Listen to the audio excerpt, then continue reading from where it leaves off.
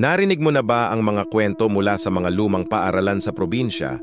Mga lugar na sa araw ay tahimik, pero sa gabi, puno ng mga kwentong hindi maipaliwanag. May mga guro at estudyante raw na nagsasabing may naglalakad sa hallway tuwing alas 12 kahit wala ng tao sa campus.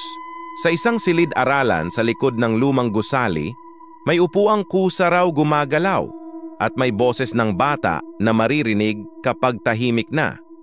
May janitor pang nagkwento na tuwing maglilinis siya bago pumasok ang araw, may nakaupo raw sa loob ng classroom, pero pagsilip niya, wala na.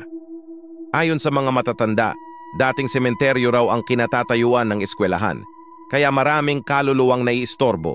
At may mga nagsasabing tuwing undas, mas dumadami ang nagpaparamdam, mga boses, iyak, at mga aninong dumadaan sa pader.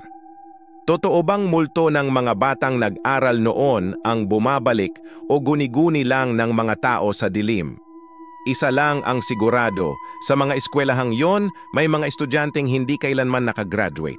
Ikaw, kaya mo bang mag-overnight sa haunted classroom na yan mag-isa?